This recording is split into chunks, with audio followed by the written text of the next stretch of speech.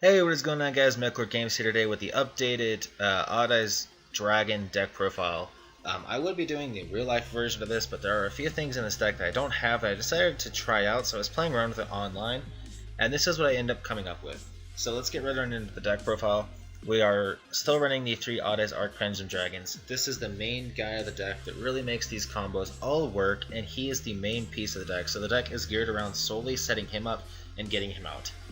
So his Pendulum effect is just really too stupidly good. If an Odd Eyes card you control is destroyed by battle or card effect, you can summon an Odd Eyes monster from your hand, deck, or graveyard. So it's just damn stupidly good, and this combos off so well in the deck.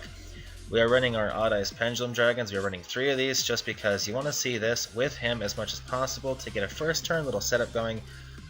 Because if you go first, there is a chance where you will have a good little board you can pull out. So during the end phase, Odd Eyes Pendulum Dragon will destroy himself to get a search, which will trigger the Arc Pendulum Dragon summon effect, allowing it to get out like a Phantom Dragon or even a Persona Dragon. Persona Dragon wouldn't be a bad first turn summon off of Arc Pendulum Dragon just because of the negation that the Persona has. So we are running our 3 Phantom Dragons. Phantom Dragon as a Pendulum Zone monster is just really too good. It can buff any monster that you control that's battling an opponent's monster by 1200, so it's an honest for the deck, except as a Pendulum. And then when this Pendulum summon card inflicts battle damage to your opponent, you can basically do 1200 damage times the number of Odd Eyes in your Pendulum zones. So you can attack directly for 2500, and then do 2400 in burn damage from its effect. It is insanely good, absolutely insanely good. And then our 2 Persona Dragon. This card is really just too damn good.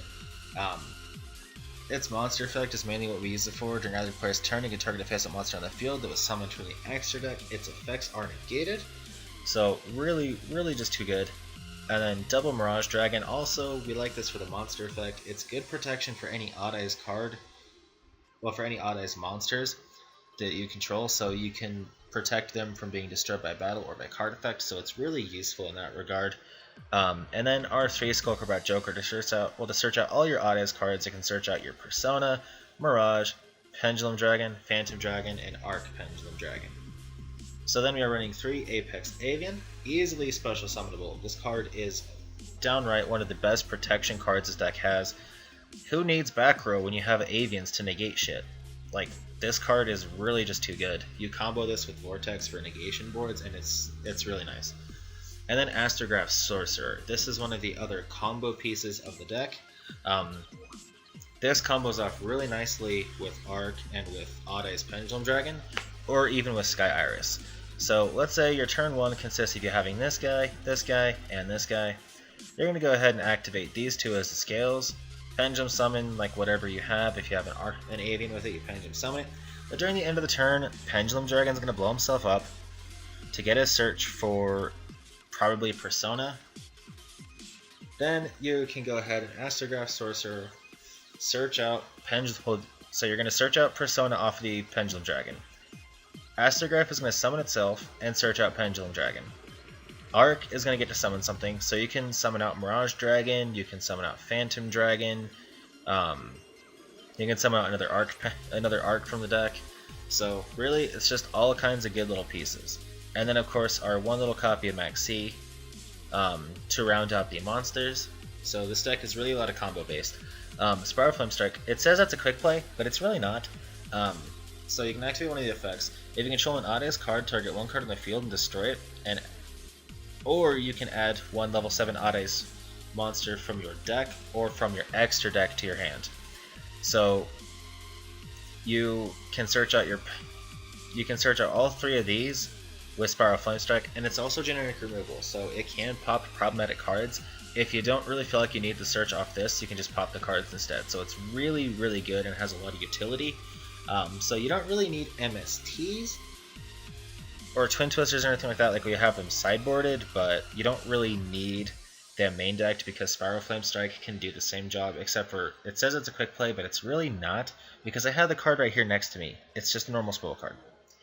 Then we are running 3 Duelist Alliance for the same purpose of getting into this guy as fast as possible, because you want to be able to trigger him off a lot. as well as you can also search out Pendulum Dragon. So if you have this, you search this out. If you have this, you search this out. So you have these cards that can set up your main combo, and Duelist Alliance is just really nice to be able to set up this up, as well as this can get you your Phantom. So there's just really a lot of setup play going here. And then 3 Sky Iris, because you want to be able to trigger Arc Pendulum Dragon as much as possible, and you want to be able to protect him as your scale, because he's your main scale you want to have. So you have to protect him with a Sky Iris to prevent him from being targeted, because if they target him, it's over. So you really, really want your Sky Iris. Just absolute downright one of the best cards in the deck for sure.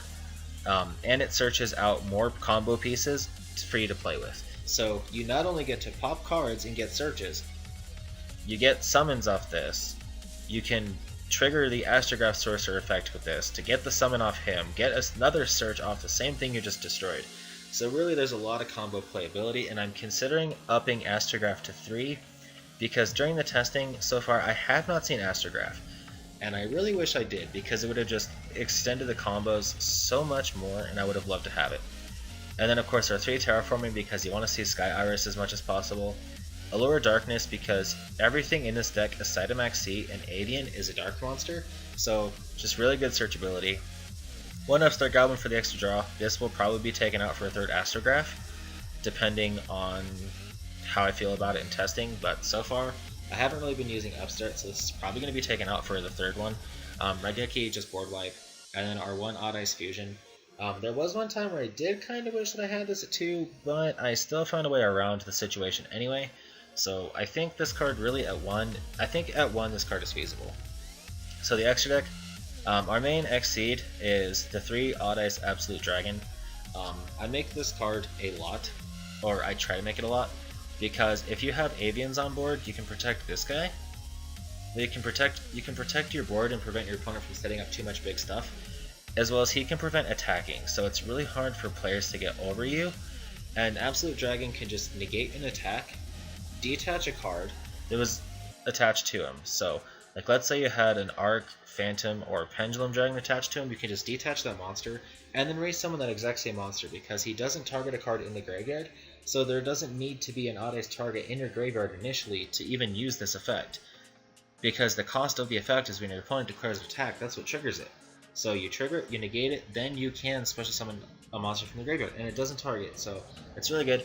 And then if this Xyz summon card is sent to the graveyard, you can special summon an Odd Ice monster from your extra deck. So the main monster you're going to summon is Vortex Dragon. Vortex Dragon is really too good. It's got the Pleiades bounce effect, so you're going to summon this, you're going to be able to bounce a card off of this back to the opponent's hand. So if they have a Link monster, you can just send it back to the extra deck. If they have any face-up attack position monster that they have, you can just bounce it. So it's really good for that, and it's negation. So if you blew up a Skullcrobat Joker, and Skullcrobat Joker's in your extra deck, you can shuffle it back into the deck to negate any card effect that was activated. So spell or trap or another monster effect, you can negate it and shuffle back your Searcher to just reuse later. So it's absolutely stupidly good. I have this at 3 because you really want to get this guy out as much as possible. Odd Ice Meteor Burst at 1 for sometimes you can make a little combo out of this, but more often than not you're not gonna, so you never really need this guy. Starving Venom Fusion Dragon, this card is really good. If you're against somebody who's got Chaos Max Dragon, or if they got Chaos Max, or they have Chaos Ancient Gear Golem, or just something really, really big that you can't beat over or you can't kill with a card effect, use this guy. Because you fusion summon him and it gains attack equal to the special summon monster. So that's really good, but he can target a level 5 or higher monster your opponent controls, and its name becomes the name and replaces its effect. And then Supreme King Dragon Starving Venom, this card is really good. So you don't need the fusion card to summon this. It's just a contact fusion. And then you can target one monster on the field or in the graveyard, and until the end phase, this card's name becomes that monster's original name and replaces the effect with that monster's effect, as well as it inflicts piercing battle damage to your opponent. So, and one thing I forgot to mention about the Starving Venom Fusion Dragon is when it's destroyed, you can destroy all special summon monsters your opponent controls. So you can Sky Iris this, pop this, blow the board up. So it is a way of having another Raigeki that's easy to get out. So I used the Supreme King Dragon Starving Venom to get over Crystal Wing, so I'll explain how it happened. So I forced him to negate my Persona Dragon's effect to negate its effect. So I forced his negation, because otherwise this monster is going to be negated and I would just kill it. So that was one thing that was really funny. So I forced the negation, and then I summoned, well then I used the Odd Ice Fusion, and, I just Contact Fused into this, took its effect because it could no longer negate my Starving Venom. So I took its effect, and then I attacked into it, and I used my Phantom Dragon's effect. So his Dragon's effect changed in response. So my Dragon effect. So yeah, the way that it kind of worked out is that the Starving Venom got a buff from Phantom Dragon, and then buffed itself using the Crystal Wing Dragon's effect, and buffed its strength over his. So whatever he gained, I gained, and then I gained the 1200 from the Phantom Dragon, which put me over his limit, and then I just completely outright destroyed his monster. So it was one way to get over Crystal Wing. And then I'm running the Red Eyes Flare Metal Dragon. I don't ever make this, but it is a decent burn card if your opponent activates a lot of effects in a turn to try to do stuff. Red Eyes Flare Metal Dragon is a pretty good counterplay to that. Master Blades, just to prevent targeting. If your opponent's playing a lot of things that target, you can use Master of Blades, and then you can basically just for free destroy something. So you negate the targeting effect. If this card is targeted, you can negate the targeted effect, and then you get the destroy card in the field. It's a situational card. I probably will rarely ever summon this, but it's not a bad card to have. Jurgosek you can use as a way to blow over things. It's a 2600, and it can be destroyed by battle where you have tokens, but you can blow up the tokens to destroy cards in the field, so it is a good way to make your opponent's shit weaker. You could just blow up stuff with it, so it's not bad. And then Big Eye to steal monsters, and then we are of course running Deco Talker and Proxy Dragon. The Proxy Dragon's probably going to be taken out because I'm probably even the Deco Talker because I don't ever make these. I don't really see a reason to. But this deck is just really strong. And then for the side deck, these are extremely expensive, so I don't have really any of this stuff in side deck. But for the side deck, I would use Zaphion for back row decks that have a lot of back row potential. Kaijus for anything you need to Kaiju. Ash Blossom obviously for anything that searches. This is just a great countable side card. 2 Twin Twisters against Pendulum matchups. This is really good against those. And then Quiet Life. I really want to actually do a lot with the testing and play testing of this deck. Because Quiet Life I feel like is really good. If you normal summon the Skullcrabat though, you can't Pendulum summon. So it does, you can't summon anything else. So it does kind of hurt your arc in a way, but at the same time, these arcs, if you use any, if you special summon anything, you're not going to be normal summoning. So, but it really hurts your opponent in the same way. So I'm going to really be testing out Quiet Life in this deck and seeing kind of how this works in the side against decks that normal summon and special summon in mixed tandem. It's going to be amazing against Spiral. I know that much because they're not going to be able to get the extra normals, and I know that it's not going to be all that good against Magibull unless you're against the hybrid Magibull to do a lot of special summoning in addition to their normal summon. So I think that Quiet Life is going to be really good here in the future. So it's going to be a good tech card for us to kind of look into the future.